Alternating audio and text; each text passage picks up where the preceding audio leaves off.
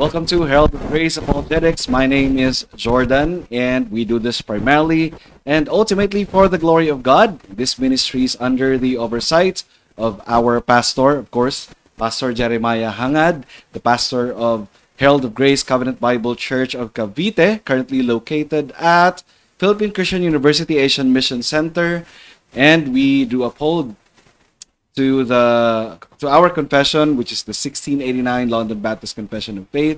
And for our tonight's topic, or the topic of our podcast tonight, is God the author of sin? And of course, with me tonight to help us understand this one of the very difficult topics of Christian theism, Pastor Jeremiah. Good evening, Pastor, and welcome back. Good It's evening. been a while.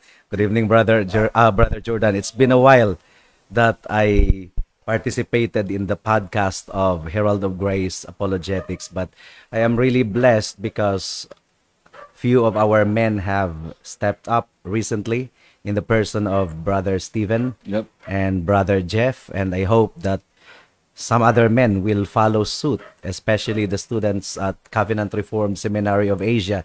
And by the way, we are now in the second semester, rather, is about to commence, and we are in the process Sa of June ba, Pastor? February, February. and we are in the process of interviewing applicants to our programs at Covenant Reformed Seminary of Asia. And thank God at natuloy ang ating podcast ngayong gabi, sapagkat na-announce naman siguro no na medyo I went under the knife today. And nag-subside na po ang anesthesia, kaya't kumikirot na po yung operative site po natin ngayon Saan ba banda, Pastor? Yung sa right na braso at saka dito sa gilid. And please pray for speedy healing and recovery, and please pray for favorable result sa mga tests pa na gagawin. Paano ba ako mag-share dito ng slide? slide? Pwede mo i-send sa akin sa ano? Okay, sige. Then ako yung Send ko na lang. Send you mo say? sa akin sa Facebook. Through Messenger na lang siguro, no? Para mas maano mo. Jordan, okay, bear with this technical aspect na hindi po namin na anticipate. Yeah, check din namin yung sound quality namin. Kumusta sa end po ninyo? Hindi ba basag yung tunog? Malinaw ba?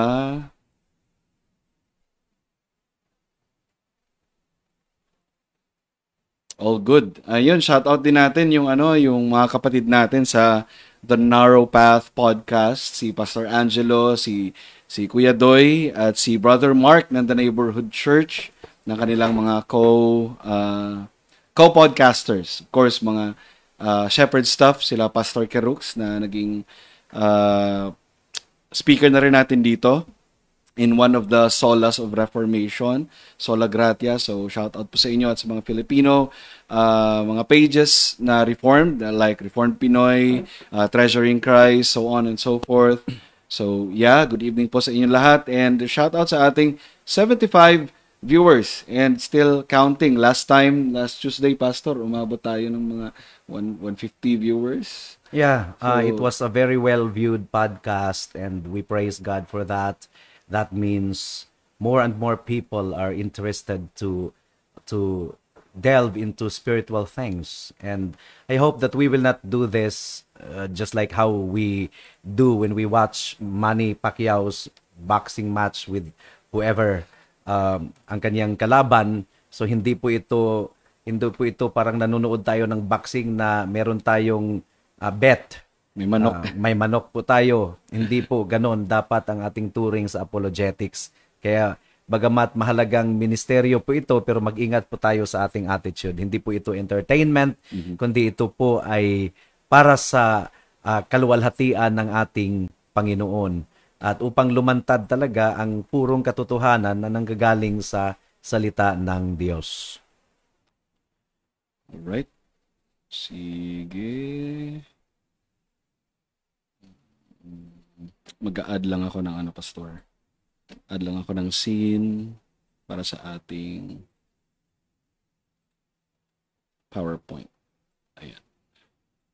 And of course, we encourage everyone to subscribe to our to our page, Yeah. Herald of Grace Apologetics. But since this is the ministry of Herald of Grace Covenant Bible Church of Cavite, please check our church's page also, Herald of Grace Covenant Bible Church of Cavite. Cavite. Yeah. And we have a ministerial academy. It's called Covenant Reformed Seminary of Asia, na madalas din tayong nag-open theological modular course. So ini-invite din po Pwede natin yung overseas. Oo. Ini-invite din po natin ang ating mga kapatiran na i-follow din ang ating Covenant CRSA, Reformed tama. Seminary of Asia, CRSA. Tama yung... And sa mga nais na ma-equip, ma-trained, na hindi na sila kailangan pang i-pull out mula sa kanilang location. Yeah. Ay kasi nga ang CRSA 2017 pa po ito. Online na po talaga tayo. Wala pang mga Zoom dati. Yes. Talagang nagsikap tayo na makapag-offer ng theological training sa mga manggagawa mula sa iba't ibang lugar na hindi na natin sila i-uproot mula sa kanilang ministry. Kundi kahit saan sila naglilingkod, ay mabigyan natin sila ng ministerial training. Yun po talaga ang CRSA. 2017 pa po ito, prior to the lockdown. Ito talaga yung vision po natin. Lumapad lang ang gawain ng CRSA noong dumating yung lockdown. So inihanda na pala tayo ng Panginoon at that time. Yes, Pastor. So, yeah. I think ready na, Pastor? Ready na rin yung Okay. PowerPoint? Sige. Ito na po yung ating pag-uusapan ngayon sapagkat tayo naman po ay sumusubaybay at nag-oversee sa gawain ng Herald of Grace Apologetics. At ang pinaka-hot issue ng podcast last Thursday is yung paratang ng kabilang side na ang Calvinism, actually, it doesn't matter if we will call it Calvinism or not. I call it doctrines of grace, that those who subscribe to the position of the biblical doctrines of grace ay nagtuturo daw tayo na ang Panginoon ang siyang may akda ng kasalanan, that God is the author of sin. Pero sa mga nandirito, we have Brother Darren with us. Lumang paratang na po kasi ito, Brother Jordan eh. Kaya tayo ay nagtataka. Ang bukang bibig po natin ni Deacon Lorenzo dati is, this is the best generation to become a Christian. This is the best generation to become a Christian because all of our resources abound. Mga e-books, mga online materials, nandito na, hindi katulad dati during the Reformation na talagang pahirapan. Limited. Limited yung kanilang resources. This is the best generation to become a Christian. And yet, itong mga questions na ito na ibinabato ng other side ay patuloy pa rin nilang ibinabato. So, ang encouragement natin sa kanila is hindi maging close-minded and narrow-minded. Meron din akong comment dyan, Pas. Oo. This is also the generation of misinformation.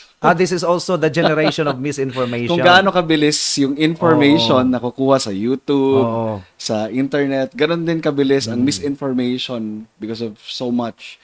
Pero kung talagang content. lumangoy na sila sa ganitong... Pero kung truth seeker talaga truth sila. seeker talaga sila at lumangoy na sila sa ganitong usapin, ay bigyan nila ang kanilang sarili ng chance na mag-explore at mag-discover ng posisyon ng kabilang side. Tayo naman lahat ay meron po tayong kinikilingan, pero hindi po tayo magiging fixated and stubborn. Stubborn na talagang hindi natin pakikinggan. Kasi last Tuesday, napansin ko last Tuesday, Brother Jordan, hiningan yung guest natin na nakapasok, hiningan po ng citation. Yeah. Wala siyang maibibigay eh. At saka, kinwote niya Nagsisend lang siya actually basta ng mga articles. Pero, ang problem kasi doon is, merong, for example, may statement si J. Max, si James White, na God is the author of sin. Pero may mga nuance kasi of explanations yon as to kung paano yung statement na yon nabibigyan ng meaning. Kaya kailangan ng citation, kailangan po talaga natin ng konteksto. Yeah, context. Hindi yung cherry picking at to the point na nilalagay sa bibig ni James White ang hindi naman niya sinabi. Nilalagay sa bibig ni John MacArthur ang hindi naman niya sinabi. So that is really dishonesty.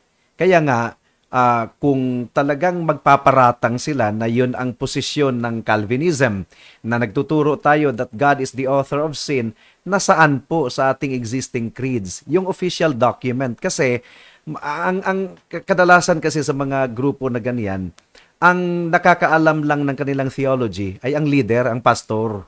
Ay hindi po pwede na ang theology ng pastor ay nakasulat po sa surface ng tubig. Nabubura po 'yon. Kailangan talagang black and white. Kasi kung talagang magtatanong ang mga kababayan natin, ang mga kapatiran, kung ano ba ang pinanghahawakan ng ating iglesia. So we have a confession of faith. We have a summary statement. This is the importance of creeds and confessions. Confessional. Na confessional talaga tayo, na nakikita talaga black and white, honest talaga. Hindi yung leader lang katulad ni Soriano ba. So, wala naman talagang doctrinal book ang dating daan or MCGI. Wala. Kay Soriano lang yun. Sa utak lang yun ni Soriano. Hindi po talaga black and white ang statement. So mahirap po yun na ang leader lang ang nakakaalam kung ano ang pinanghahawakan ng isang grupo. Kaya once and for all, mga kapatid, mga kaibigan, sasagutin po natin itong tanong na ito, is God the author of sin? At ang paratang po ay ang mga Calvinists, mga Reformed, mga Doctrine of Grace subscribers ay nagtuturo daw that God is the author of sin. Ipakita po natin, ilatag po natin ang official confessional, official statement ng ating doctrine. Kaya anuman ang paratang, here is the black and white statement. So sana po mga kapatid, mga kaibigan, ay that is fair enough. At aralin lahat ng argumento ng ating confession of faith kung talagang truth seeker ang isang tao, hindi yung magrarant lang, na pilit na ipapaamin sa atin ang hindi naman talaga dapat natin inaamin, kasi hindi talaga yan yung nakatala sa black and white.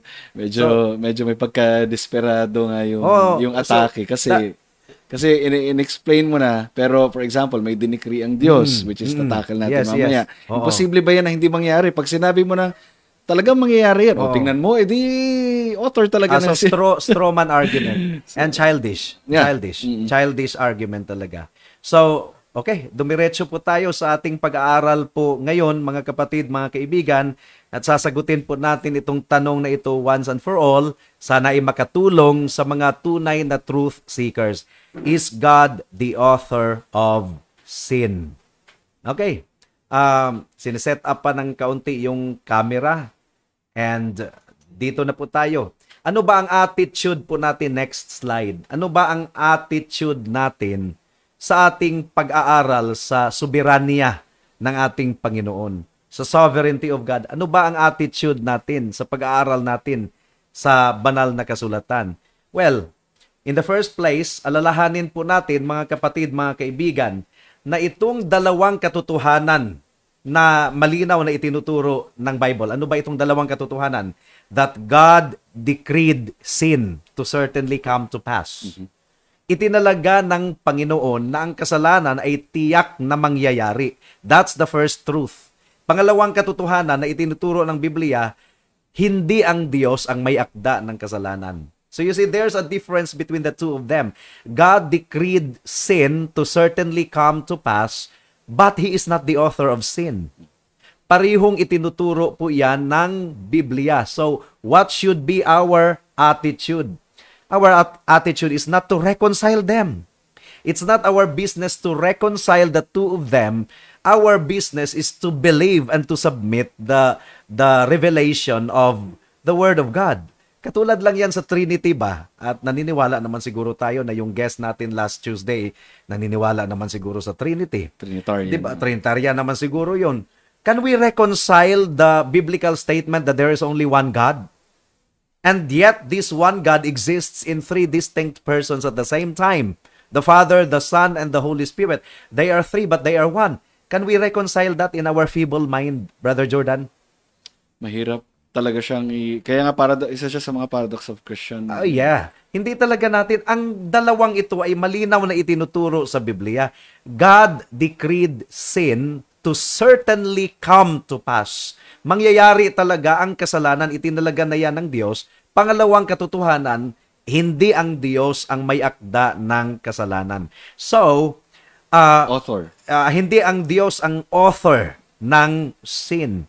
So, let us remember that neither of the two truths mentioned in the question, that God ordained sin and that God is the eternally perfect God, ay nakadepende sa ating pangunawa, sa ating pag-reconcile of the relation between them for their truth. Katulad lang yan sa illustration po natin, next na bullet. Parang kung i-reconcile natin itong dalawa, para bang ang Pacific Ocean ay gusto nating ipasok ilagay sa tasa or sa baso. Is that possible? Possible ba yan? Impossible. Na kumbaga i-reconcile. Is it our business to really reconcile? No. In as much as it is impossible for the Pacific Ocean to be contained sa isang baso, ang hiwaga ng salita ng Diyos, ng kapasyahan ng Diyos, ay hindi po natin maipasok sa ating utak. So, umpisa pa lang ng ating podcast ngayong gabi, mga kapatid, mga kaibigan, ay ang attitude po natin ay humility. Next bullet, if Scripture teaches both, and it does, then we bow in childlike faith before the Scriptures, whether we can fathom the possibility of both truths or not. Yun po talaga ang attitude po natin. Kaya nga sa pagpapatuloy po na ating podcast ngayon, sana po ay ang nag-govern ng ating puso ay ganitong attitude, na magpasakop tayo sa parihong katotohanan dahil ang parihong katotohanan naman ay malinaw na itinuturo ng banal na kasulatan. Now, ito na po yung sinasabi kong official statement. Anumang paratang na gagawin po ng kabilang panig, walang saysay yung paratang na yan kasi meron po tayong black and white, Brother Jordan.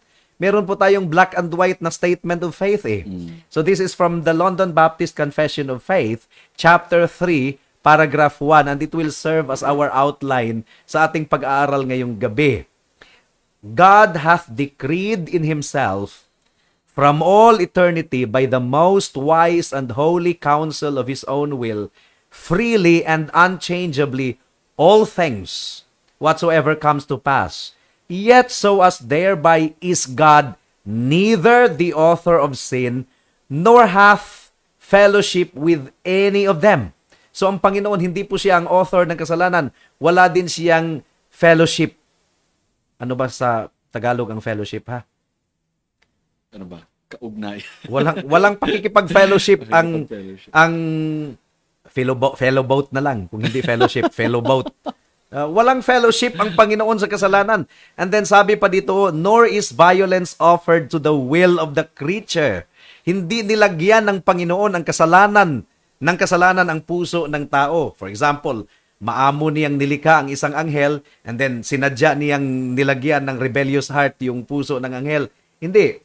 Nor is violence offered to the will of the creature, nor yet is the liberty or contingency of second causes taken away. So ang taong nagkasala, hindi naman siya robot sa kanyang pakiramdam, Brother Jordan. May liberty siya. Talagang malaya niyang ginawa yung kanyang kasalanan out of his own will and volition. Itinalaga ng Diyos na magagawa at mangyayari talaga ang kasalanan, pero ang nagkasala ay hindi po sila robot sa kanilang pakiramdam. Talagang wholeheartedly sila ay nagkasala, but rather established, in which appears His wisdom in disposing all things, and power and faithfulness in accomplishing His decree. So mga kapatid, mga kaibigan, this is our official black and white position regardless of their charge against us, na nagtuturo tayo na ang Diyos daw ang may author ng kasalanan. Meron kang masasabi niyan, Brother Jordan, bago tayo magpatuloy? Yun nga. Since na-establish nga kasi ito, may mga, kumbaga parang kung gusto mo i-critique talagang isang, gusto mo i-honestly critique ang isang position, may mga certain documents available naman talaga na, ang tawag dito na, yun, certain para sa isang belief. So, it is actually nonsense to posit or assume a particular view doon sa tao na yun na hindi naman niya talaga Oo. pinanghawakan. At the end of the day, ina-argue niya, hindi talaga yung Hindi talaga yung decision. nakasulat. So, merong documents available. Yeah. Kung hindi siya nagsasubscribe doon, aralin niya at yun ang kanyang i-refute. Kaya nga Yun tinatanong ang ko siya, hamon kaya dito. tinatanong ko siya nung Tuesday na may canon na may sinabi ba niyan sa Canons of the Word? Oo. May commentary ba diyan si Calvin? Kasi again, may categories ang decree, human freedom. Inaalaw niya ba to kapag isasagot natin to sa kanya? Ang sinabi niya, hindi ko naiintindihan yan. So, So hindi pala naintindihan. dalawa lang kasi yung pastor eh. Oo. Either totoo yung sinabi niyang hindi naiintindihan or nire-refuse niyang intindihin Nire-refute because of his commitments. commitments sa kaniyang Presupposition, pinanghahawakan. yeah. Presupposition. Pero hindi kasi ganyan eh. Hindi kasi ganyan. Ang scholastic treatment sa isang bagay, hindi talaga ganyan. Lumalabas na childish talaga. So, hindi maintindihan dahil ayaw intindihin. Sana hindi naman ganun, no? Magbigay pa rin tayo ng charity sa tao. So, what is God's decree? Pag-aralan po natin ngayon ang decree. Next slide. The decrees of God are His eternal purpose according to the counsel of His will. May advisor ba ang Panginoon, Brother Jordan? Wala, pastor. Wala. So, saan nagmula ang kapasyahan ng Panginoon? Sa kanyang sarili. Sa kanyang sarili. Counsel of His will. Whereby, para saan yung kanyang decree? Para sa Kaniyang kaluwalhatian. Para sa purpose sa kanyang O glory. for His own glory. He hath foreordained whatever comes to pass. Hindi lang niya na-foresee. Finore-ordained niya, itinalaga niya. Of course, na-foresee niya. Siya ang nag-foreordain eh. May language Oo. si James White dyan, pastor, Oo. nung dinidebate siya ng isang atheist. Oo. Sinabi niya, not only he knew what will come to pass, he decrees He decrees what will come to pass. His knowledge is based on what he decrees. Hmm. Kaya niya alam yon dahil dinecree niya in the first place. Dahil siya po ang nagtalaga hindi in the first hindi place. open ang future para sa kanya. Kundi he declared the end from the the beginning. Ang future siya ang nagtalaga. So, anything less than that, mga kapatid, is not the God of the Bible. Amen. Anything less than a sovereign God is not the God of the Bible. That is just the God of your imagination. Kaya siguraduhin po natin na ang Diyos na ating pinaglilingkuran ay Diyos talaga ng Biblia. I do not want to worship a God of my imagination. I want to worship the God of the Bible. So, how does God execute His decree? Pag sinabing decree, ang pinaka-closest illustration na aking maisip is yung blueprint ng architect. 'Di ba ang architect talaga ang nagbigay ng blueprint? Iba nga lang yung nag-execute. Ang nag-execute ay yung civil engineer at yung mga construction workers. Pero sa Panginoon, sa pagtatalaga ng Panginoon, sa decree, kapasiyahan ng Panginoon, siya yung gumawa ng blueprint, siya yung nag-execute. That's the difference. That's the difference. Dito sa civil engineering, sa construction, building construction, dapat mag-match ang knowledge ng architect at saka ng civil engineer. Oo, dapat ma-execute talaga ng tama. May architect bang pumayag na yung kaniyang blueprint ay hindi susundin ng civil engineer? May mga architect ata tayong viewers dito. Meron ba? Kilala ko si Harold. Oo. Syempre, hindi yun papayag. Hindi yun papayag. So what will happen kung ang civil engineer ay mag-innovate? Labag yun sa Labag will yun ng sa architect. kanya. Labag sa will. Walang ganun sa kapasiyahan ng Panginoon eh. Kasi ang Panginoon ang gumawa ng blueprint, siya talaga yung gumawa ng lahat.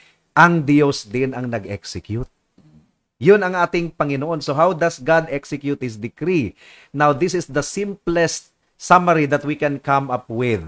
God executes His decrees in the works of creation, providence, and redemption through our Lord Jesus Christ. Itong tatlong ito, isinakatuparan ng Panginoon yung kanyang kapasiyahan sa pamamagitan ng creation, finally. And then, providence. Lahat ng nangyayari mula nung nilikha ang sanlibutan hanggang ngayon, probidensya po yun ng Panginoon. He works out everything according to the counsel of His will. Yun po ay sinasabi ng Ephesians 1:11. And then, redemption through our Lord Jesus Christ. Ang ating tinutukoy dito ay ang katubusan ng mga tao na buhat noon pa man, even before the foundation of the world, ay itinalaga na ng Panginoon para sa kaligtasan. Hindi dahil banal sila, merong nakikitang attractiveness sa kanila, niligtas sila kahit sila ay makasalanan, anak ng kapuutan, upang gawing banal. Hindi yung magpakabanal tayo para tayo ay maligtas, kundi niligtas tayo ng Diyos upang gawin niya tayong banal. And hence, yung sinasabi ng 2 Corinthians 5:17, if anyone is in Christ, he is a new creation. Binigyan ng bagong puso. So God has decreed all things, whatever comes to pass, yet so as thereby is God neither the author of sin, nor hath fellowship with any therein. So God decreed all things, kabilang po yung kasalanan. Itinalaga talaga ng Panginoon na tiyak na mangyayari ang kasalanan. Tiyak na magkakaroon ng kasalanan. Pero hindi ang Diyos ang author ng kasalanan. Yun po ang summary ng ating tinutukoy na controversial doctrine ngayon. Now, dumako tayo sa mga biblical assertions. Kasi kung wala talagang scriptural warrant, mga kapatid, ay parang lumalabas na laway lang itong lahat. So, biblical assertions. Una, itinalaga ng Diyos ang lahat ng mabuting pangyayari at masamang pangyayari. Isaiah chapter 45 verse 7. Pakibasa, Brother Jordan. Isaiah chapter 45 verse 7. I-flash po natin ng malinaw po sa ating mga readers. Verse 7? Isaiah chapter 45 verse 7. Okay. Sabi dito, I form light and create darkness. I make well-being and create calamity. Sa KJV, evil to. I am the Lord who does all things. So, anong sinabi do? I make... He creates light, calamity. He creates light and he form creates light darkness. And create darkness. And he creates... I make well-being and create calamity. He creates calamities, or he creates evil things. So, just as the Lord forms light and creates darkness, siya din po ay lumikha ng kapayapaan, siya din ay nagki-create ng calamity in His providentially ordering of these things according to His purposes in the affairs of men. Malinaw yan. Amos chapter 3, verse 6. Amos chapter 3, verse 6. Ngayon, may mga pangalan na daw ng bagyo dito sa Pilipinas. Bagyo for 2024. 'Di ba? May mga pangalan na ng mga tropical storm. Hindi naman po, wala naman pong pag-iisip yung mga bagyo, no? Wala silang sariling pag-iisip. Ang Panginoon po ang nagpapagalaw niyan. Amos chapter 3 verse 6. Galing yan sa Panginoon. Sabi dito, is a trumpet blown in a city and the people are not afraid? Does disaster come to a city unless the Lord has done it? So, ang Panginoon talaga ang lumikha ng undoy, ng sendong, ano pa yung mga Yolanda, yung mga calamities na nakapasok, kahit yung mga giyera dyan sa Middle East, ang Panginoon talaga ang nagtalaga na mangyayari yan. Pero, pag-aralan natin mamaya na hindi talaga ang Panginoon ang may akda ng kasalanan. Hindi naman naging robot ang Hamas at ang Israel na merong hatred sa isa't isa kaya sila ay nagkakagera doon. Hindi sila robot sa kanilang pakiramdam. Talagang they are acting according to what is in their heart. 'Di ba? Na manlamang, parehong panig, magkabilang panig, Palestine versus Israel. Pero ang event na yan, yung calamity na yan, ang Panginoon po ang may akda. So pangalawang biblical assertion, God is not the author of sin. Iyon ang itinuturo ng Biblia at yun din ang nakasaad po sa ating confession of faith. God has ordained all sinful acts. Itinalaga ng Diyos lahat ng sinful acts even though He is not the author of them nor has fellowship in them. Wala din siyang fellowship. Hindi siya nakikipagtropa sa kasalanan at saka sa mga makasalanan. Itinalaga niya na tiyak na mangyayari ang kasalanan, hindi siya ang may akda noon at hindi rin siya nakikipagtropa sa mga makasalanan at sa kasalanan mismo. Jeremiah chapter 32 verse 37 to 41. Okay? Jeremiah chapter 32 verse 37 to 41. Paki-flash, Brother Jordan, but I will be reading it myself for emphasis kasi medyo mahaba-haba po ito, mga kapatid, mga kaibigan. Yeah, Jeremiah chapter 32 verse 37 to 41. Sabi dito, "Behold, I will gather them from all the countries to which I drove them in my anger and my wrath and in great indignation. I will bring them back to this place, and I will make them dwell in safety. And they shall be my people, and I will be their God. I will give them one heart and one way, and they may fear me forever, for their own good and the good of their children after them.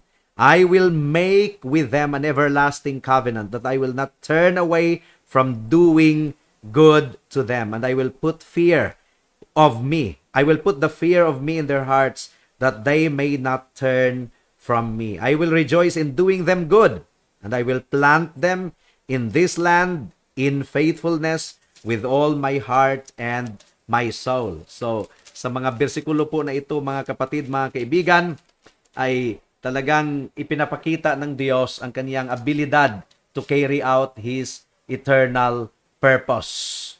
Meron siyang gagawin para sa bayan ng Israel. He will really do them good. Now, Genesis chapter 50, verse 15 hanggang sa 20. Ito po yung kay Joseph, no?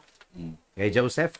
Genesis chapter 50, verse 15 to 20. Ang sabi po dito, mga kapatid, mga kaibigan,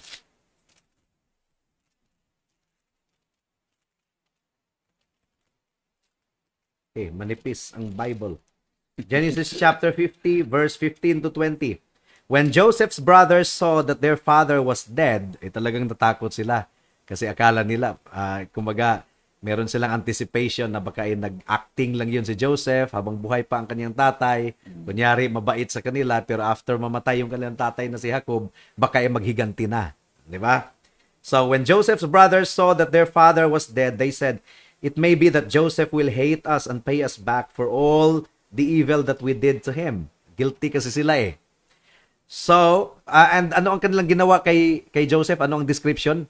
Evil that they did to him. So, ano yung evil na yun, mga kapatid? They really hated their brother. Yeah. And they were jealous of their brother. Ano pa yung evil?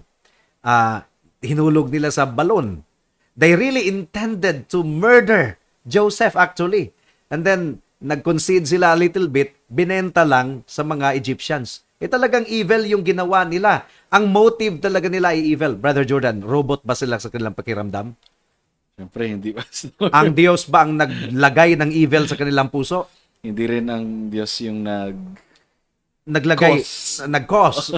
Talagang nanggagaling talaga yun kay Satanas. Talagang ang kanilang puso ay makasalanan, and they really were bent to do evil to Joseph. So they sent a message to Joseph saying, "Your father gave us this command before he died. Say to Joseph, please forgive the transgression of your brothers and their sin, because they did evil to you."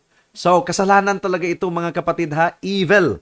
"And now, please forgive the transgression of the servants of the God of your father." Joseph wept when they spoke to him.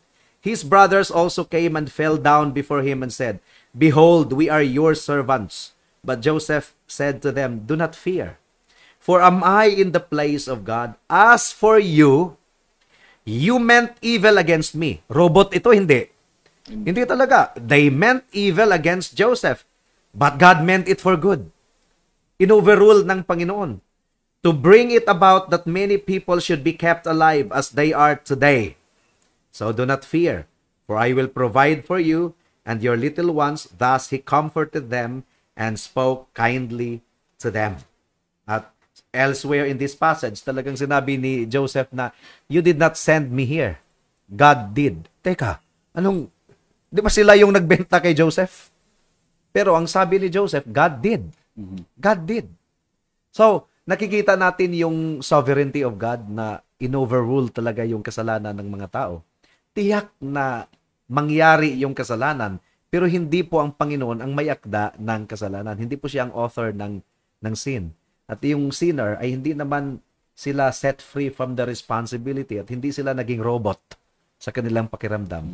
They really did it out of their will and volition. May may comment si Paul Washer diyan na yung kung bakit hindi kayang mahalin ng mga kapatid si Joseph, driven sila ng kanilang hate because of their depravity.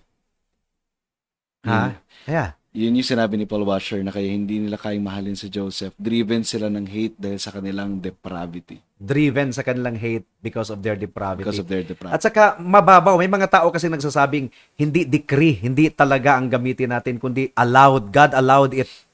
So kung pag sinabing God allowed it, Brother Jordan, ibig sabihin, walang control. Sige na nga, hayaan na lang natin. Ganun ba ang attitude ng Diyos na sige na nga, hayaan na lang natin na magkaroon ng kasalanan? Totoo naman yung language na yun sa scripture, but in a sense na sa decretive category, hindi passive ang Diyos sa pag-allow. Yeah. Merong kasi may ano no? Merong sense kasi na yung pag-allow, okay, ay, nandito na. So wala na akong choice. Sige, allow natin. Nandito na. Hindi. So, hindi passive. Sa decree ng ating Panginoon, sa decretive will ng ating Panginoon, itinalaga talaga niya ang kasalanan na tiyak na mangyayari. Yeah. Pero meron pong permissive will ang Panginoon, pero kahit sa kaniyang pagbigay ng permission, hindi siya passive. Active siya. Hindi ba katulad sa ating panahon ngayon na uso na kasi yan ngayon sex before marriage. Wala na tayong magagawa. Makisabay na lang tayo sa panahon. Di ba? Hindi po. Hindi talaga ganyan ang permissive will ng ating Panginoon. Ang pinag-ugatan pa rin ng permissive will ng ating Panginoon ay ang kaniyang decree. So, habang merong katuturan yung salitang allow, pero sa tinutukoy po nating decretive will ng ating Panginoon na hindi po natin yan pababawin. Yeah. Para bang sinasabing, sige na nga, mapilit Di ba? Hindi ganun. Kumbaga parang, sige, what happened to the case of Job? Di ba? Passive, nagulat kaya ang Panginoon na nakipag-usap hindi. si Satan? Oo. Hindi nakipag-bargain. Hindi nakipag-bargain ang Panginoon. Talagang itinalaga yun na tiyak na mangyari. So, pangatlong assertion. Third, walang fellowship. Hindi nakikipagtropa ang Panginoon sa kasalanan. In God's decree to use wicked men and nations for His own righteous purposes, He has no fellowship with any of their sins. At nai-illustrate yan kay Sennacherib sa kay King Hezekiah. 'Di ba ang Assyria ginamit ng Panginoon to judge Judah. At yung Assyria, mga kapatid, talagang they did it out of their evil intention. Pero ginamit sila ng Panginoon. Hindi nga alam ng Assyria na instrumento pala siya ng Diyos. Sila ng Diyos. Instrument na parusahan ang Israel. Talagang itinalaga na ng Panginoon. Pero hindi ibig sabihin na nakikipagtropa ang Panginoon sa kasalanan ni Sennacherib. Na parabang walang accountability si Sennacherib. Hindi. Ang kasamaan ni Sennacherib, because he was really intent on destroying Israel and mocking the God of Israel, instrumento si Sennacherib sa kamay ng Diyos, pero pinarusahan din si Sennacherib. Hindi siya nakawala sa responsibility. Hindi siya nakawala sa responsibility. Isaiah chapter 10 verse 5 to 7. Please turn there. Isaiah chapter 10. Hindi na kailangan kasi pina-flash naman Isaiah chapter 10 verse 5 to 7. Ito ay matindi. Talagang nakita natin talaga yung harmony between God's sovereignty and man's responsibility. Itinalaga niya na yun ang gagawin, ang kasamaan na gagawin ni Sennacherib. Pero may responsibility si Sennacherib. Siningil siya ng Diyos. Ang sabi dito, verse 5, woe to Assyria, the rod of my anger. So, instrumento ang Assyria sa galit ng Panginoon laban sa Judah in order to punish them and to judge them and to discipline them. Pero yung kanyang instrumento, nag-declare ang Panginoon na woe to Assyria. Paano natin yan i-reconcile, Brother Jordan? Di ba? Woe to Assyria, the rod of my anger, the staff in their hands is my fury. Against a godless nation, I send him. And against the people of my wrath, I command him. Ang Panginoon pala ang nag-utos kay Sennacherib. Pero, hindi alam ni Sennacherib na inutusan pala siya ng Diyos. Ang alam ni Sennacherib, i-destroy natin ang Israel. Sakupin natin and imak natin ang Diyos ng Israel. Yun. Pero ang Panginoon pala ang nag-orchestrate nito ng lahat, pero hindi ang Diyos ang may akda ng kasalanan. To take spoil and seize plunder. Author ba, sir? Author. Author. Bakit? Akda? Yeah. Pareho. Diba? May akda. Tama. Author. Oo. Diba? Tagalog ng ano? Kasi akala ko yung akda, itinakda. No. For the information of everyone, Brother Jordan and I ay parehong mga Bisaya. So, to take spoil and seize plunder and to tread them down like the mire of the streets. But he does not so intend. And his heart does not so think. Hindi yan ang iniisip ni Sennacherib na pinaglilingkuran niya ang Diyos. No. Hindi alam ni Sennacherib na ang Diyos pala ang nag-utos sa kanya. Pero sa kanyang pagkakaalam, talagang gumawa siya ng masama. But he does not so intend, and his heart does not so think, but it is in his heart to destroy and to cut off nations, not a few. For he says, are not my commanders all kings? Is not Calno like Carchemish? Is not Hamath like Arpad? Is not Samaria like Damascus? As my hand has reached to the kingdoms of the idols, whose carved images were greater than those of Jerusalem and Samaria. So dineclare na ni Sennacherib ng kanyang mga Diyos-Diyosan ay mas dakila pa kaysa sa Diyos ng Juda, ng bayan ng Israel. So malinaw lang. Yan, mga kapatid. Let us understand. Next bullet. Let us understand, even though the Lord decrees to use the wicked acts of men to accomplish His own purpose in righteousness, that He never approves of any person's sins in any way, shape, or form, whoever they are and whatever they are. The Lord will always condemn sin and will judge it and punish it wherever He finds it. So talagang hahatulan ng Diyos ang kasalanan. Ang Diyos pala ang nagtakda niyan lahat . Why does God still find fault with us? Bakit paparusahan pa rin tayo ng Diyos? Di ba yun ang sinagot ba yan ni Pablo sa Romans chapter 9? Then why does God still blame us? For who can resist His will? Sinagot ni Pablo. Why are you still finding fault? Why are you still finding fault?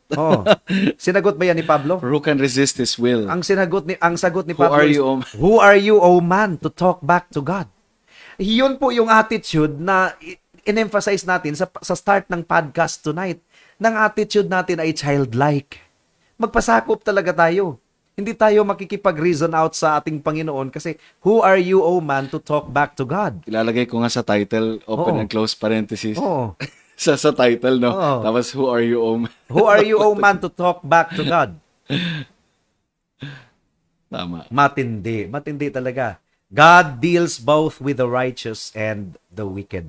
Hindi sasabihin ng Panginoon, okay, naging instrumento ko ito si Sennacherib bilang utang na loob ko sa kanya. 'Di ba? Bilang pagtingin ng utang na loob ko sa kanya, hindi ko siya paparusahan. I will pat Sennacherib on the back. And very good. Hindi yan ang attitude ng ating Panginoon kay Sennacherib. Talagang pinarusahan niya si Sennacherib dahil sa motive ng kanyang puso na mangwasak at itaas ang Diyos-Diyosan nila over any other gods, at nilagay niya ang Yahweh ng Israel, si Yahweh ng Israel, at par with other gods and goddesses ng mga bansa. Okay, pang-apat na assertion. 7 po ito lahat at malapit na po tayong matapos. The holiness of God's people. Sa lahat ng layunin ng Panginoon, itinalaga niya ang kasalanan na tiyak na mangyayari, ang mga calamities, ang mga masasamang pangyayari, ang Panginoon ang nagtakda niyan. Para saan? Para sa kabanalan ng kaniyang mga tao. Diba yung sinasabi sa Romans 8:28, God causes all things to work together for good to those who love Him and to those who are called according to His purpose. Na mag-ingat tayo sa mga Pentecostal and health and wealth interpreters of Romans 8:28 kasi ang good na tinutukoy nila is magkakaroon ka ng kotse, yayaman ka, ma-promote ka sa trabaho mo, all things work together for good. Hindi po yan ang good na tinutukoy dyan. Ang good ay nasa verse 29. that we will be conformed to the image of His Son, Jesus Christ. So holiness po ang good. All things work together for good. May kasamaan na nangyayari dahil itinakda ng Panginoon. Hindi siya ang may akda ng kasalanan, hindi siya ang author, pero nangyayari yan para sa kabanalan ng kaniyang mga tao. All things work together for good. And we are not talking about health and wealth, Pentecostal interpretations of that passage, mga kapatid, mga kaibigan. So, God decreed in relation to His people that they will share in His holiness. Nandyan yan sa 2 Kings chapter 19 verse 1 to 4. Nakikita natin yung pangako ng Panginoon sa bayan ng Israel. 2 Kings chapter 19 verse 5 to 13. Mahabang passage pero basahin po natin yan. Ang purpose talaga ng Panginoon is to humble down Hezekiah so that he will pray. So that he will pray. Ito pa ang prayer. Kung ang Panginoon, di ba? Kung ang Panginoon ang nagtalaga sa lahat ng mga bagay, bakit pa tayo nagpipray, Brother Jordan? Opposite dapat. Ha? Opposite dapat. Kaya ka nagpipray kasi Diyos ang nagtatalaga ng lahat. Alam, soberano ang Diyos. Oh, di ba? Sinasangguni natin yung yung mga hinihingi natin sa kalooban ng Panginoon. Itinakda ng Panginoon ang lahat ng mga bagay na mangyayari, pero part of His decree is that He ordained the means of prayer. Yun ang nangyari kay Hezekiah. Talagang nanalangin si Hezekiah, di ba? Dilatag niya ang That was God's purpose, to humble Hezekiah down, to make him pray and to make him call upon the name of the Lord. So, i-anticipate na natin na baka yan yung question later. So, if God decreed all things, Pastor, bakit kailangan pa natin mag-pray? Alam na ng Diyos yun. Itinalaga ng Panginoon ang lahat ng bagay na mangyari, pero itinalaga din niya yung means, yung paraan upang matupad yung kaniyang overall decree. At isa sa mga means ay ang prayer. Katulad sa kaligtasan, di ba, inelect na ng Panginoon ang lahat ng maliligtas. Yeah. Pero, so kung pinili na pala yung maligtas, huwag na tayong mag-evangelize. Hindi na tayo mag-proclaim ng gospel. Hindi po. Ang Panginoon ang nagtalaga sa lahat ng kaniyang mga iniligtas or ililigtas, pero itinalaga din niya ang means, and which is gospel proclamation, for faith comes from hearing, and hearing by the word of God. Ang problem nga kasi, Pastor, is pilit kasing nire-reconcile natin yan sa isipan natin. Kaya, in the end, sasabihin, confused talaga ako sa Calvinistic system. At pilit na nilalagyan ng dichotomy. Pilit na nilalagyan ng dichotomy. Now, dahil itinalaga na ng Panginoon, so hindi na tayo mananalangin. Kumaga parang nonsense ang prayer because of God's decree. Pero, if you allow the second category, which is God also decreed the means upon which God's decree can be accomplished. Can be accomplished. Ang problema lang, sa mga critics natin, hindi inaalaw ang ibang categories. Yes. Ang prayer naman kasi ay hindi yan nagbabago sa isipan ng Diyos. Yeah. Naalala ko talaga yung may isang church na nag-overnight para baguhin daw ang kalooban ng Panginoon. Nag-overnight prayer sila. Overnight prayer meeting. No. ang prayer po ay hindi po yan nagbabago sa kalooban ng Panginoon. Ang prayer ay nagbabago sa atin, na tayo ay magiging mas banal at magiging submissive sa Panginoon, at sasabihin natin sa ating puso, whatever God ordains is right. Okay? 2 Kings chapter 19 hanggang sa verse 37 yan. Kaya mahabang chapter yan, at ang hamon po natin sa ating mga tagapagbasa is that basahin po yan. Basta ang nangyari dyan is naluwalhati ang Panginoon, si Hezekiah ay na-humble down. In-encourage pa nga ni Hezekiah si Isaiah na ipag-pray mo naman ako. Pero nag-pray na siya. Una na siyang nag-pray. At nung nakita niya si Isaiah, talagang hiniling pa niya kay Isaiah na ipag-pray mo ako. So intercession. Hindi yung pwedeng hindi ako mananalangin para sa akin, hintayin ko na lang yung iba ay manalangin. Relationship with God kasi ang pinag-uusapan natin dito. Relationship with God. Yes. Yung natin sa Panginoon, yung pag-submit natin sa Kanyang kalooban, pag-humble down natin sa Kanya. At ito na yung number 5, biblical assertion, the liberty of second causes. Sino yung second cause sa kasamaan na nangyari sa Judah? Ang second cause, ang primary cause ay ang Diyos, kasi ang Diyos naman ang nagtalaga. Pero ang second cause ay si Sennacherib. Now, robot ba si Sennacherib? Hindi po. Meron pong liberty of second cause. Nasabi po dito, The liberty of second cause is seen in the crucifixion of our Lord Jesus Christ. Yung mga nagpa-crucify kay Jesus, did they feel robot or talagang they crucify Jesus because they hated Jesus so much? Hineld silang accountable talaga sa Acts 2, sa Acts 4, di ba? Pero talaga silang accountable. Pero it was by the determinate counsel of God. Mm-hmm. The crucifixion of the Lord Jesus Christ was the epitome of evil. Kaya nga yun yung binrot up ko dahil 'di ba ang sabi sa akin, okay, kapag dinikri ba ng Diyos na si Jordan ngayon mangre-rape, mangyayari ba talaga yon? Sabi ko, hypothetically, if that's the decree, di ko mariresist yan. Pero, sige, sabi ko, pag-usapan natin yung Acts 4. Sino ang nag-decree ng greatest evil na nangyayari sa mundo? Kasi ang crucifixion of Christ, yun ang greatest evil eh. Yun ang epitome of man's hatred to God. Yeah. Nandito na ang liwanag, nandito ang exact representation of the Father's glory. Pinatay nila. Pero ang sagot niya naman, Diyos. So Diyos ang nagtalaga. Pero, Diyos ba ang author ng kanilang hatred against God? Yun na nga, Pastor, nagiging double standard yung double mga critics sa atin. So Acts chapter 2 verse 23. Basahin natin. Napaka-classic. Pakibasa, Brother Jordan. Basa. Naalala ko yung mga Acts 2. Acts 2:23. Acts chapter 2 verse 23. Basa. Okay. Ito po, flash natin sa screen. This Jesus delivered up according to the definite plan and foreknowledge of God. You crucified and killed by the hands of lawless men. This Jesus Christ delivered by the determinate counsel and foreknowledge of God, you crucified. So, parihong sinabi ni Peter na ang Panginoon ang nagtakda, pero you crucified. It was confrontational. Talagang kinonfront ni Peter yung mga Jews. Hindi pwedeng sabihin, determinate counsel of God na pala ito. So, bakit kami ang may sala nito? Pastor, diba? Nai-imagine mo ba paano sinabi ni Peter? Na-imagine mo ba paano niya kinommunicate ito sa mga tao na according to the foreknowledge, definite plan of God, merong emphasis sa you. Diba? So, ang responsibility sa kanila talaga nila. You crucified. So, confrontational talaga. Di ko ma-imagine paano kinommunicate ito noong time nila. At ang resulta nito, they were pierced in the heart. Sa verse 37, nasugatan talaga yung kanilang puso. Sabi ni Sam Waldron, pakinggan natin si Sam Waldron ha, the most common objection raised by the teaching of the confession regarding God's decree is this: does this not make God the author of sin? If it does not, then on what basis does the confession assert that though God ordains all things, yet He is not the author of sin?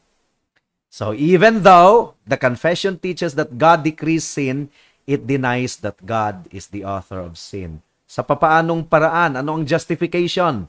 This denial is to be justified on the basis of the liberty or contingency of the second causes mentioned in paragraph 1, yung binasa natin kanina. Ano yung liberty of the second causes? Merong freedom ang mga Pharisees. They did what they did. Ang mga Roman soldiers, kahit si Pilate na naghugas kamay, may freedom. Hindi sila robot sa pakiramdam nila, mga kapatid. God is not the author of sin because He does not by His own immediate causation bring it to pass. It is the responsibility of the second causes who willingly engage it. Now, kaya ba nating ipasok sa ating utak na limitado? Hindi. It's just like ang Pacific Ocean gusto nating ilagay sa baso. Childlike submission na lang ito, mga kapatid, mga kaibigan. And this is the beauty of the Reformed doctrines of grace. Childlike submission. Parang Trinity ba? Three? And then one, three? Talagang pareho nating tanggapin. Our God. Listen, O Israel, the Lord our God is one. No matter how we use kumbaga, thank God sa language, no? Pero even language are still limited pa din eh. Diba? Like for example, although nakakagawa tayo ng mga distinctions such as sa Trinity, no? Sa whatness and the who-ness. Diba? Who refers to the person, what refers to the being. Pero nandun pa rin yung tension na hindi mo talaga siya fully ma-understood. So, kung talagang sasabihin natin, how did second cause come to pass? It came to pass by the determinate counsel of God. Di ba? It came to pass. Itinakda talaga ng Panginoon na ang second cause ay lilitaw. Tiyak na mangyayari yung kasalanan ng second cause. Itinakda ng Panginoon ang lahat ng pangyayari kahit yung paglitaw ng second cause. And what was the second cause? Si Satanas ay nagrebelde laban sa Diyos. Dalawa lang kasi yung archangels eh. Di ba si Michael at saka si Lucifer? And then si Satanas ay nagrebel. He wanted to be God. And naka-recruit pa ng 1/3 of angels. So lahat ng iyon ay itinakda ng Panginoon na tiyak mangyayari. Now ang tanong kasi sa mga tao is, how? Yeah. Kahit ilang how, di karabaw pa yan. Hindi talaga natin yan maipasok sa ating utak, mga kapatid, mga kaibigan. Bakit ba natin ituring ang ating sarili na Diyos? Hindi tayo Diyos eh. Aminin natin na mga uod lang ang utak natin. Mga uod lang tayo na gumagapang sa ibabaw ng lupa. Hindi natin talagang maipasok. Talagang futile. May mga katanungan na hindi talaga natin masasagot. Hindi nga sinagot ni Pablo lahat. Who are you, O man, to talk back to God? Now, sa mga tumatanggi pa rin na tanggapin yung overall decree ng Panginoon, pagdating sa kasalanan, ay pag-usapan natin ang alternative niyan mamaya.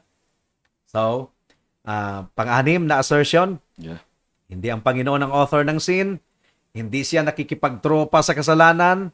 Ang second causation, meron silang liberty, meron silang freedom, hatulan sila ng Diyos. At ililigtas ng Diyos ang kanyang pinili, ang kanyang bayan. Paano ililigtas? By giving them a new heart. My people shall be willing on the day of my power, on the day of my visitation. Irresistible grace po ito. Yung irresistible grace na yan Effectual ay calling. effectual calling. Yung irresistible grace na yan ay talagang allergic yung mga churches niyan. Pero hindi eh. God has decreed that He will act as a just judge to punish the wicked men and as a merciful Savior in relation to fulfilling the everlasting covenant. So para sa mga reprobate, ang Diyos ay hukom. Para sa mga elect, recipients of His everlasting covenant, ang Diyos ay tagapagligtas. Para sa mga napapahamak, ang Ebanghelyo ay savor of death unto death.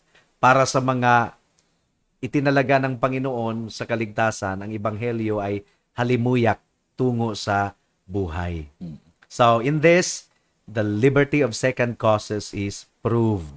Ayan, basahin na lang natin itong napakahabang Jeremiah 32:26-41 na in fulfillment of God's eternal covenant, ang kaniyang mga tao ay bibigyan niya ng bagong puso na magpapasakop.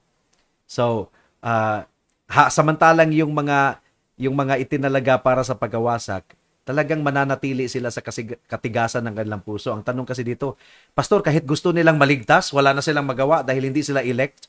Kung hindi sila elect, wala talaga silang puso para sa kaligtasan. Hindi nila iniisip yan. Ang kanilang iniisip, magkasala ng magkasala. Wala sa kanilang isip yan. Diba? Ang tough ng truth na yan. Oo, kumbaga, hard to swallow. Hard to swallow ang doctrine of election and unconditional and limited atonement talaga. Gusto nilang pumunta sa langit, pero ang imagination nila sa langit, naglalasing pa rin sila doon. 'Di ba? Sa langit wala ng beer, kaya dito uminom tayo ng beer. Pero iniisip niya na makakapasok siya sa langit. No drunkard shall inherit the kingdom of God. At maliban na lang kung pagsisihan, iyon. So, ang concept nila of heaven, iba pa rin. Iba pa rin. So, tumalikod ang Israel sa Panginoon, ang Judah, pero darating talaga ang panahon na hipuin sila ng Panginoon kasi meron kasing pangako ang Diyos. Merong eternal promise kasi ang Panginoon. Meron pong everlasting covenant, mga kapatid. All of this would come to pass because of the everlasting covenant. Para sa mga recipients of God's everlasting covenant of grace, ay ang Diyos ay tagapagligtas. Para sa mga napapahamak, ang Diyos ay judge. So, pang-pito at panghuli, the liberty of both God and men. Ang Diyos ay meron pong liberty. Of course, Diyos siya eh. Both God and men have liberty. But God's liberty is absolute. God's liberty is absolute. Man's is concurrent and dependent. Diba kasi si Satanas, concurrent and dependent. Okay, do whatever you want to do with Job, but do not harm him. Yung sa first time around. Then sa second time, hinamon ni Satanas ang Panginoon. Sabi ng Diyos, okay, his life is in your hand. Do whatever you want, but do not take away his life. So, restricted pa rin. Ang freedom ng second cause, restricted pa rin. May freedom. Wala namang, ang mga makasalanan, ang mga rapist, ang mga drug addicts, hindi natin masasabi na napilitan sila or hindi nila ginusto yon. Meron silang freedom. Pero, limitado. And their freedom is dependent. At yung freedom na yan is temporal kasi pwedeng gamitin ng Panginoon ang civil government para hulihin yung rapist. Diba? Yung pusher, yung addict. Ganon din po. At pwedeng gamitin ng Panginoon ang kamatayan para magwakas ang kaniyang pagiging makasalanan. At hahatulan na siya ng Panginoon. Yeah. Pero para sa mga tao ng Diyos, 'di ba, anak ng kapuutan sila dati. Makasalanan din, pero ang sabi po ng Psalm 110 verse 1 to 3, pakibasa. My people will be willing. Sabi dito, Psalm 110 verse 1 to 3. 110. Ito, Pastor. Psalm 110 verse 1 to 3. Psalm of David, the Lord says to my Lord, sit at my right hand until I make your enemies your footstool. The Lord sends forth from Zion your scepter. Rule in the midst of your enemies. Your people will offer themselves freely on the day of your power in holy garments. From the womb of the morning, the dew of your youth will be yours. The Lord has sworn and will my not change. My people will be willing on the day of my power. Yes. Now, ang problema kasi, di ba ang sinasabi ng Bible, God does not tempt anyone to sin? Ang understanding nila sa decree, hindi pa rin nila nakuha. Ini-equate nila ang God's decree na tiyak na mangyayari na magkaroon ng kasalanan, ini-equate nila sa tempting to sin. Pareho ba ang decree sa tempt? 'Di ba in-emphasize natin kanina na hindi naman ang Panginoon ang naglagay ng kasalanan sa puso ng tao, pero itinalaga niya na tiyak na magkakaroon ng kasalanan. Yes. Yung how, hindi natin yan masagot. Hindi talaga natin yan masagot. Ang makakasagot niyan, Deuteronomy 29:29. The secret things belong to God, but the revealed things belong to us. So when we say God decreed sin to certainly come to pass, hindi po yan ibig sabihin that God tempts anybody to commit sin. Hindi. Grabe naman ano pa rin yan. Hindi pa rin magets, no? Meron akong term na ginamit yun kanina nung pinost ko yun eh. Diba yun? Nakalimutan ko yung exact term na ginamit ko pero hindi siya talaga yung nag-i-steer ng evil sa heart ng tao para gawin. Yes. Hindi ang Panginoon ang nag-tempt sa tao na magkasala pero tiyak na itinalaga ng Panginoon na ang kasalanan ay mangyayari. Hindi po siya ang nag-tempt kasi hindi po siya ang author ng kasalanan. Malinaw yan sa sinasabi ng Biblia.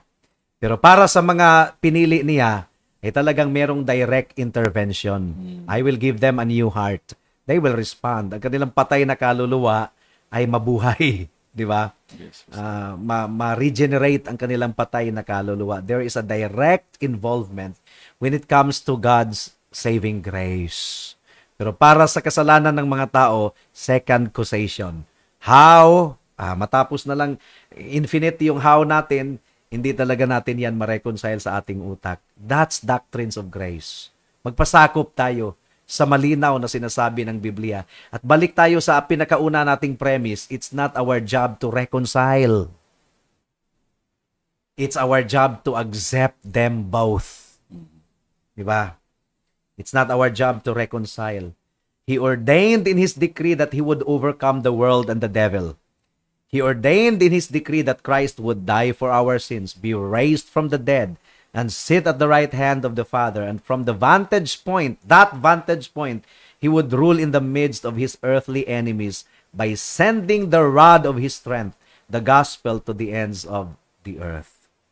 Okay? Christ's people would really respond. Now, dumako tayo sa alternative. Kung hindi natin tatanggapin na ang Panginoon ang nagtalaga na tiyak na mangyayari ang kasalanan, ang alternative, bear in mind, okay? Bear in mind that the alternative to the doctrine that God sovereignly ordains sin is, ano ang alternative? The denial of the sovereignty of God. Na meron palang nangyayari beyond the control of God. That's the only alternative. If you cannot accept that God decreed sin to certainly come to pass, na hindi siya ang author ng sin, the only alternative is meron palang nangyayari beyond the control of God. So that is open ang future. Open ang future. Meron palang nangyayari beyond the control of God. Something could surprise God. Something could surprise God. That God is not sovereign. That's the only alternative. For then sin comes about without God and apart from God and His control. Diba? And from a practical spiritual point of view, Brother Jordan, where would you rather have sin control? Sino ba ang mas pipiliin mo na may control sa lahat? Ang devil? Or ang sovereign heavenly Father? Diyos. Ang Diyos ang may control sa lahat ng bagay. And ibig sabihin, nothing can really hurt the people of God. Nothing. Yung hymn ni Martin Luther, and though the world be devils filled, should threaten to undo us, we will not fear, for God hath willed His truth to triumph through us. Ganun po yun, mga kapatid. So, ang conclusion po natin, God ordains sin without Himself becoming the author of sin. Itinalaga ng Diyos na tiyak na mangyayari ang kasalanan, pero hindi siya ang author ng sin. God ordains sin perfectly, that is, holily.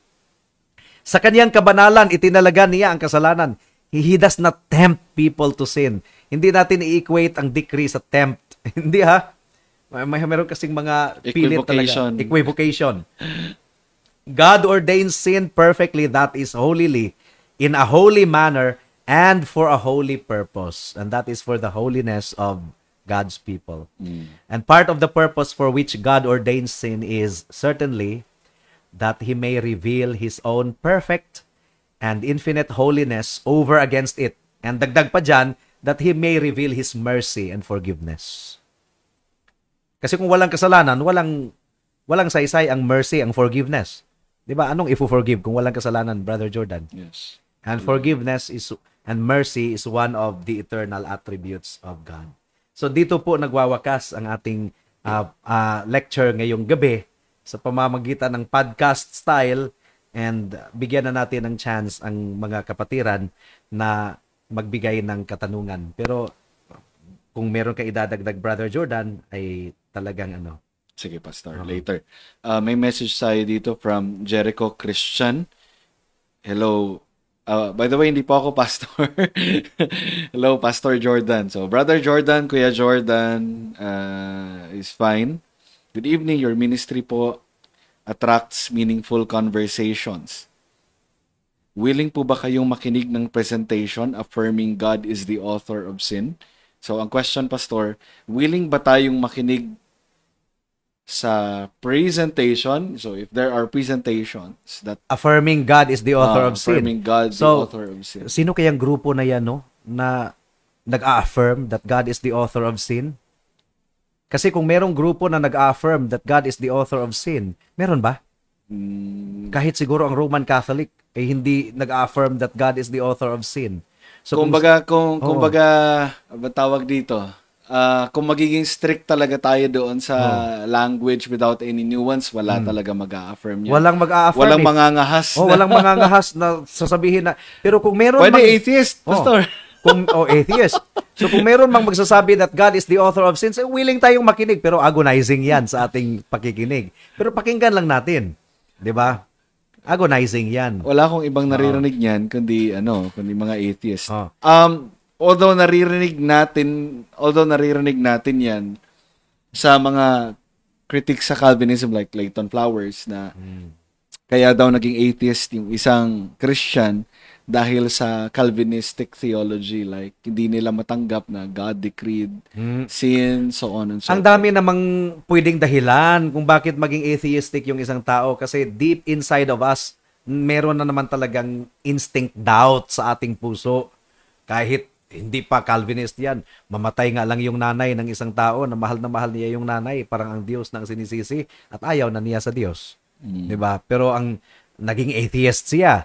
Pero ang sa totoo lang, hindi niya matanggap na ang Diyos ang author ng life, ang Diyos din ang bumabawi according to His prerogative. Yeah. Yun lang talaga yun. So, God ang Diyos gives. ang may control sa lahat ng mga bagay, including sin, of course. Diba? Paano ba kinontrol ng Panginoon ang kasalanan ng kapatid ni Joseph? Kasi kung hindi kinontrol ng Panginoon ang kasalanan ng mga kapatid ni Joseph, nagtagumpay na sila, napatayin nila si Joseph, namatay na doon sa balon or talagang ano. Pero in-overrule yun ng Panginoon lahat. And it turned out for the salvation of the Israelite nation.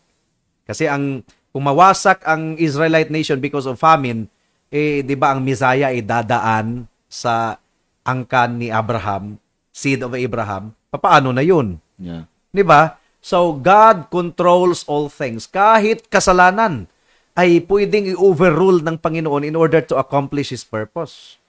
The greatest sin nga is yung crucifixion of Christ. Kasi nga, ang anak ng Diyos pinatay ng tao out of their hatred. Kasalanan yun. That was the greatest sin. Pero in-overrule ng Panginoon, kinontrol ng Diyos. And it resulted for the salvation and redemption of God's people. For without the shedding of blood, there is no forgiveness of sin. May question tayo dito, Pas. Although, before ko basahin yung question, isa sa mga gusto kong itanong sana doon kay Henry is yung is God the author of confusion? Siyempre, sasabihin niya yun. No. Pero bakit ginawa ng Panginoon doon sa Tower of Babel? Kinonfuse niya yung mga tao, di ba, sa language. Judicial move diba? yun ng Panginoon. Oo, pero decision niya to confuse the people. If that's the case, can we also derive a conclusion from that instance na God is the author of conclusion just because of that? So, hindi talaga eh. In the same way, just because God decreed sin, hindi nangangahulugan or what does not follow is that strictly God is the author of sin. So, yun. Sino ba ang recipient ng sinabi ni Paul, God is not the author of confusion, but of peace. Ang recipient is house of God, Christian. Church po ang recipient. Nasa loob ng church ay nasa Biblia na lahat. Hindi tayo magkakagulo-gulo dahil ang Biblia ang ating gabay. Pero yung confusion doon sa Tower of Babel, ibang konteksto naman yun. Yeah. Ibang konteksto. Judicial. Pero kumbaga, if someone wants consistency. Oo. Kasi argument, di ba? God decreed sin, therefore God is the author of sin. But God also confused people sa context ng Tower of Babel. Therefore, are we going to say that also God say that is God the is the author of confusion because of that? Oh. So, di ba? Siyempre, hindi natin tatanggapin yun. So kung ganon ang line of argumentation, dapat hindi tayo double standard. Bakit dapat ito, hindi tayo double standard. dinedeny mo, tapos ito, ina-accept mo. So hindi siya mag-work. Pero, Pastor, may question dito in regard to our subject today. Sabi ni Emina, how does it relate po doon sa Exodus 7:3-4? Ang sa Exodus 7:3-4, sabi dito, but I will harden Pharaoh's heart, and though I multiply my signs and wonders in the land of Egypt, Pharaoh will not listen to you.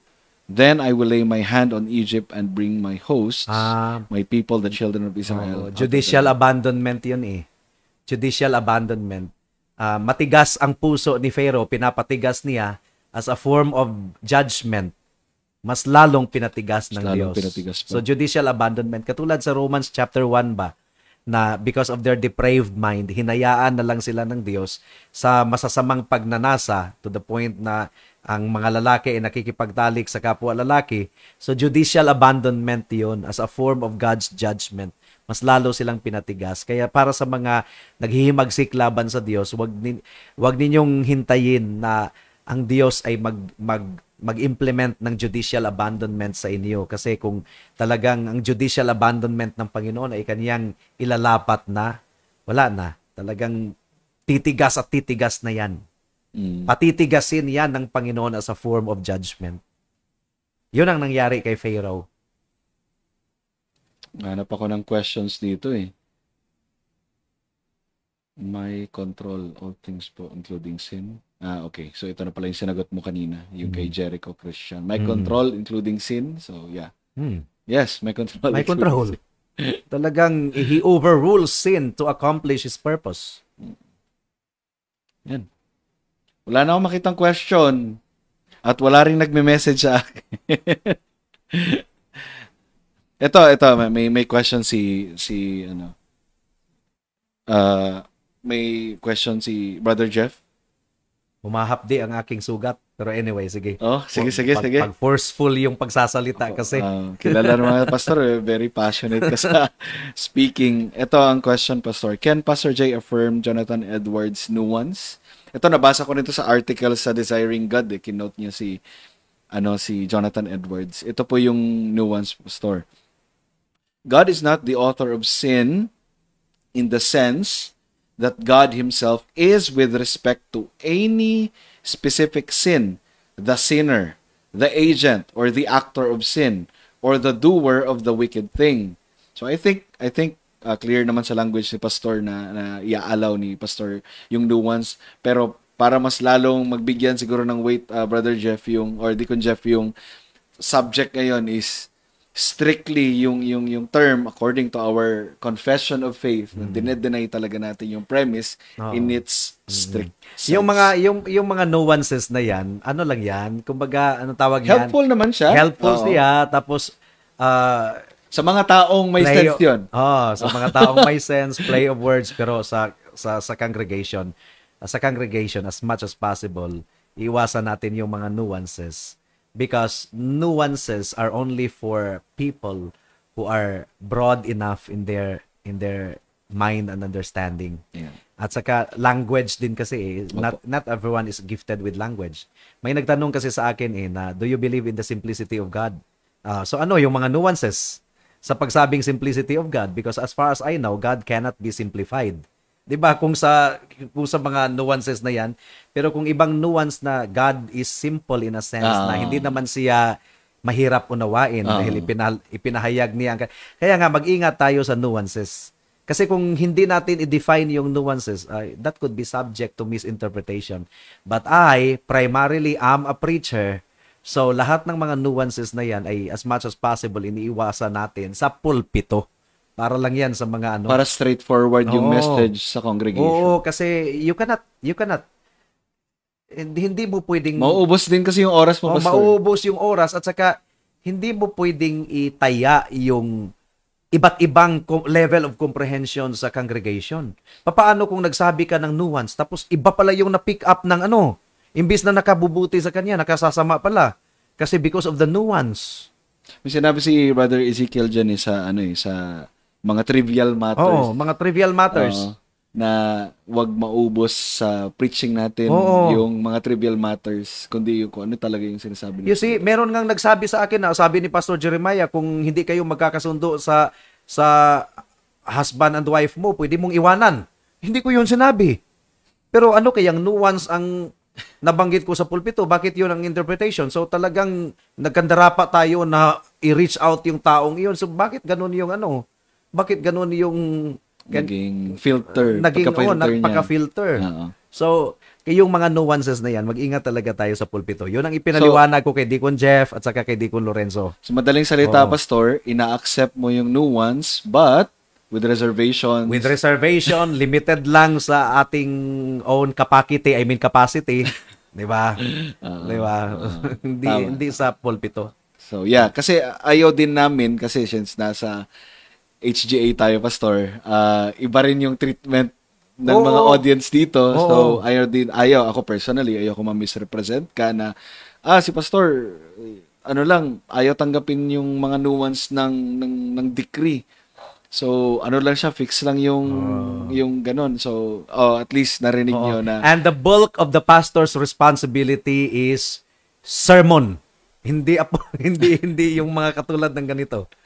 So, yeah. To nourish the congregation with the word of God. Okay, last slide na ipapakita natin. This doctrine, ano ba ang take natin sa doctrine na ito, Brother Jordan? This doctrine affords us unspeakable consolation. Hindi po konsumisyon, kundi consolation talaga. Since we are taught thereby that, una, nothing can befall us by chance. Amen. Kahit yung nadukutan ka ng 10,000 pesos sa pitaka mo, di ba kasalanan yun? But nothing can befall us by chance, but by the direction of our most gracious and heavenly Father, being persuaded that he so restrains the devil and all our enemies, that without his will and permission, decretive permission, they cannot hurt us. So yun po ang ating consolation po dito. So, kaya nga, merong rason, merong batayan yung sinabi ni Paul na in everything give thanks for this is the will of God. Now, how can you give thanks kung katulad ng kapatid natin na naswipe yung kanyang ATM, nawala talaga yung 32,000 sa kanyang ATM? Na yun ang kahuli-huling pera na ano, pero how can you give thanks to God? Na nanakawan ka ng... Ako, honestly, panic din ako dyan. Oo, 32,000. Pero in everything give thanks for this is the will of God. So talagang childlike ang ating pag-take, Lord. Kasalanan talaga, ninakawan ako. Pero kasalanan din ang mag-retaliate laban sa Panginoon. Pero magpasakop, in everything give thanks, Lord. Thank you for this providence. I may not understand this.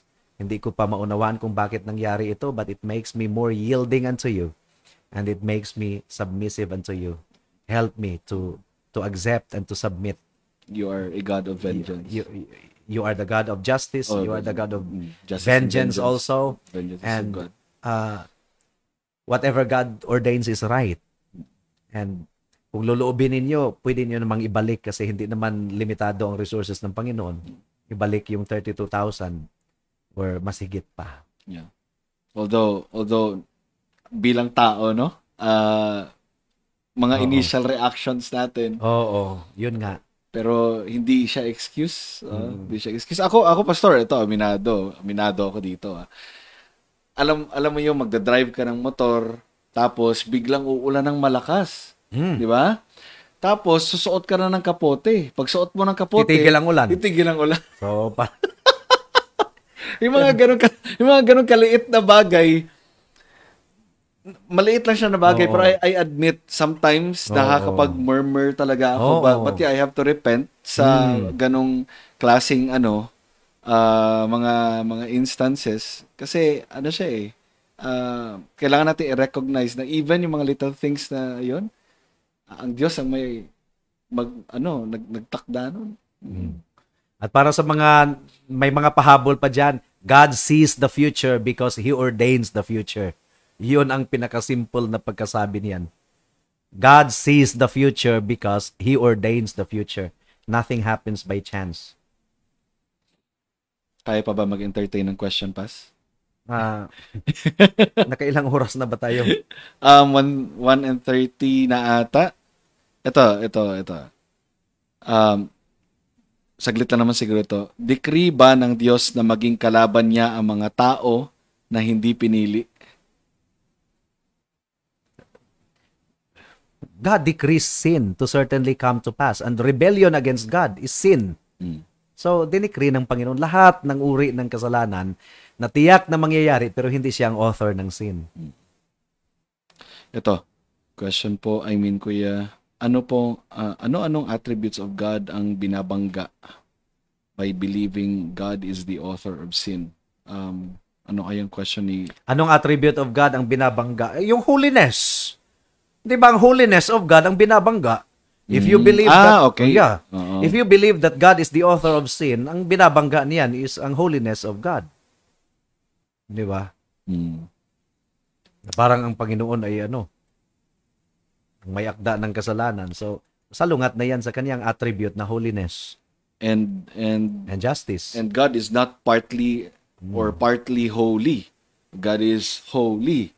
So lahat ng attributes na, all that is in God is God. So yun, talagang lahat ng attribute niya Yeah, actually. sabi dito, if you foreordain something, meaning you want to counter something, finoordain ng Panginoon ang kasalanan to certainly come to pass. At ano ang kaniyang attribute to counter sin? Forgiveness, mercy.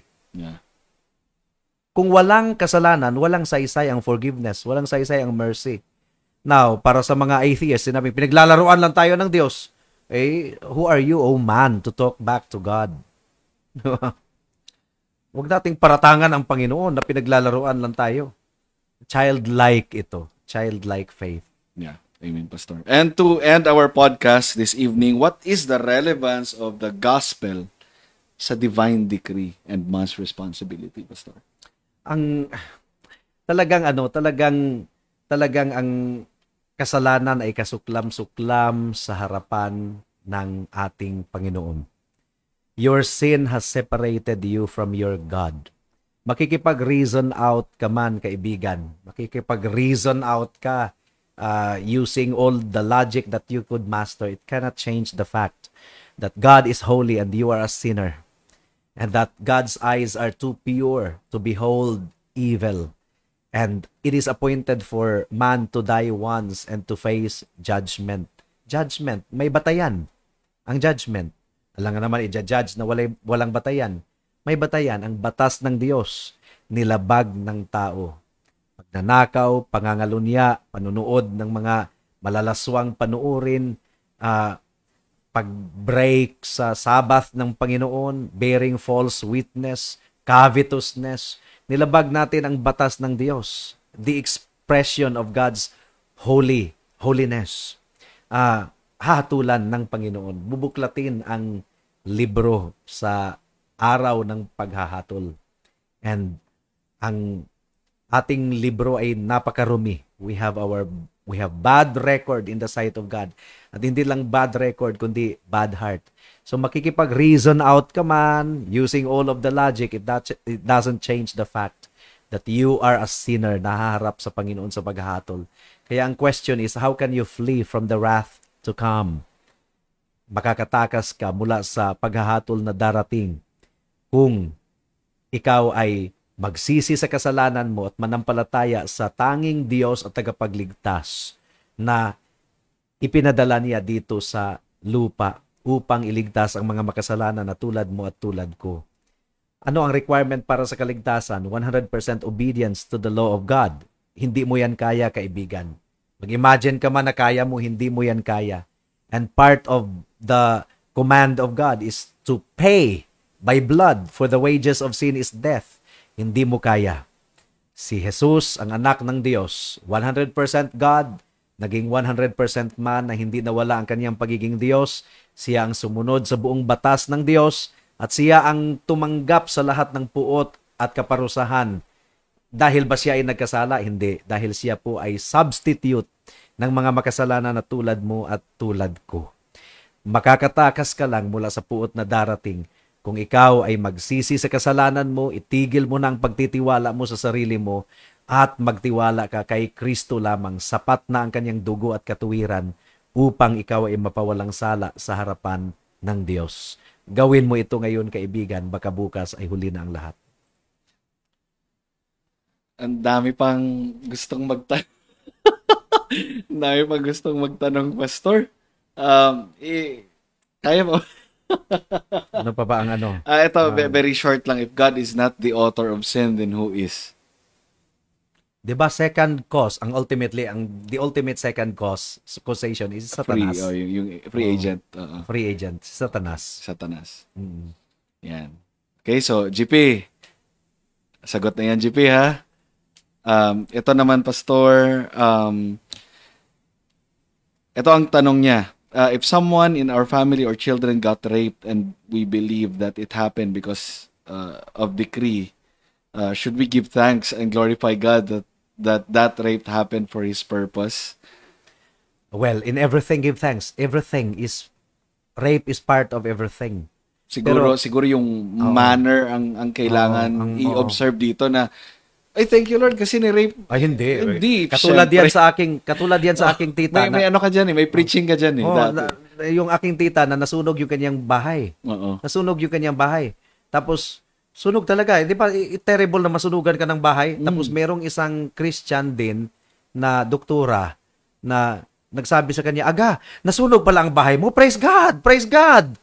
Everything give thanks for this is the will of God. Praise God. Sabi niya, hindi ko talaga nagustuhan yung So, yung demeanor na kung na-rape yung anak mo, susundin pa rin yung Lord. Masakit. Pero, yung providence, yung pinagpapasalamat mo. This is your providence and I may not understand it, but I thank you in advance that you are still in control. Buhay pa ang aking anak. Nadungisan nga lang, na-rape nga lang, pero hindi ko ito maunawaan. But whatever you ordain is right. Diba? Alam din na, we also recognize na doon sa nagtatanong, we also recognize na hindi man namin makapture yung true emotion nung tao na nangyari yun. But in Christian language, this is how we should speak in front of our God who decrees everything. With humility talaga. With humility, hindi po talaga tayo makikipagbuno sa Panginoon. Masakit yun, hindi natin... Masakit yun, masakit talaga yun. Inaano yun, hindi natin dina-downplay yun na, dekrito ng Panginoon. Then, thank you Lord, kasi no, that's not the language and that's a misrepresentation. Kasi sinabi naman kanina ni Pastor Jeremiah kung paano yung manner na in regard to dark providences, there are things, in fact, many things that we cannot really fathom. Pero dark providences are still providences na galing sa Panginoon na kailangan nating tanggapin. Masakit man. Masakit. Pero kailangan tanggapin at kailangan nating magpasakop. Yeah. At sino ba sa atin ang walang portion na ganyan? Wala naman siguro sa atin na hindi nakakaranas ng mga mabibigat na portion sa ating buhay. Pero nandito pa rin tayo ngayon. Yeah. Diba? Sa biyaya ng ating Panginoon.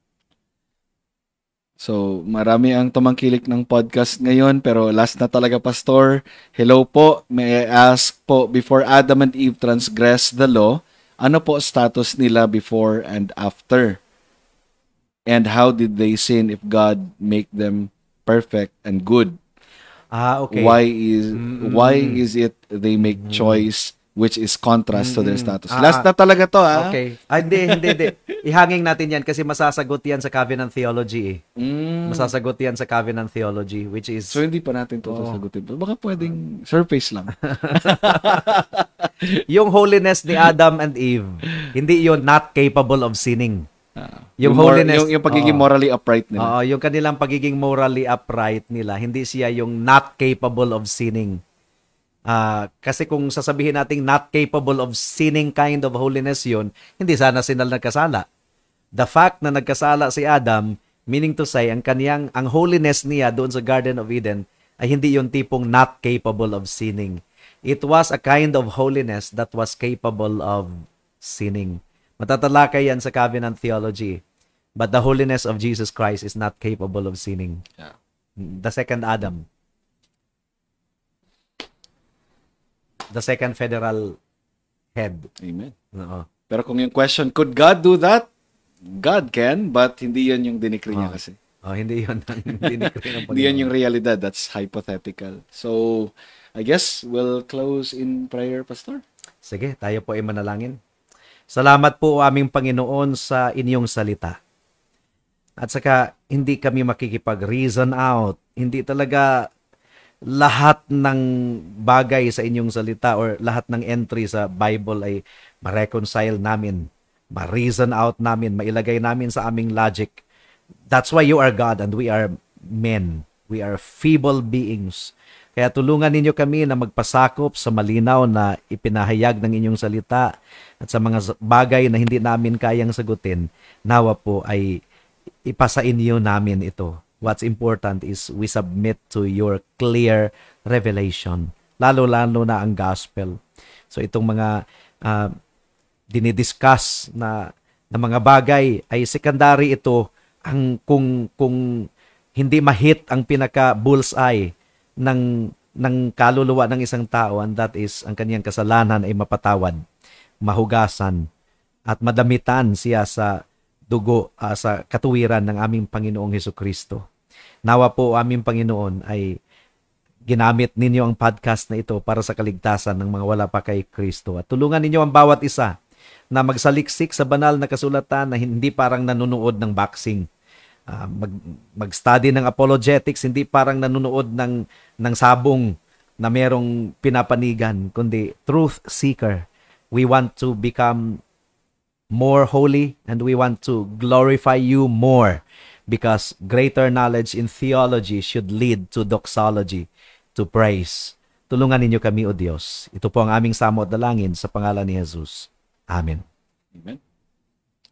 All right. So thank you so much for tuning in. And if you haven't yet, please subscribe to our YouTube channels, Herald of Grace Covenant Bible Church of Cavite, Herald of Grace Apologetics YouTube channel, and also our page dito sa Facebook, Herald of Grace Covenant Bible Church Facebook page, and of course, Herald of Grace Apologetics. And again, thank you also sa mga nag-share nito, and shout out sa mga Filipino podcasters na especially nagsusulong ng Reformation dito. So shout out kay Narrow Path Podcast, Shepherd Stuff, Treasuring Christ, Reborn Pinoy, at iba pa, many to mention. And salamat din Pastor Jeremiah sa podcast natin ngayon. Despite of having ang tawag dyan, operation. Actually, ako yung pumipigil kay Pastor Jeremiah na, Pastor, sigurado ka ba? Kaya mo? And by the grace of God, nandito tayo ngayon at nakayanan natin sa biyaya ng Panginoon. At ngayon po, kami ay magpapaalam na. And my name is Jordan po. And of course, Pastor Jeremiah, pahabol pa. The big word is impeccable. Impeccable. Impeccable, meaning to say not capable of sinning. Pero nga, sa pulpit nga is iwasan yung mga big words But if you want to know the big word, that is impeccable. Ibig sabihin, not capable of sinning. So this is Pastor Jeremiah, and please subscribe to Herald of Grace Apologetics, Herald of Grace Covenant Bible Church of Cavite, and Covenant Reformed Seminary of Asia. Okay, sige. Sama ko nga palagi yun. Ililista ko nga yun. Like ko nakakalimutan. So once again guys, thank you, and see you guys on our next episode. Peace out. Bye-bye.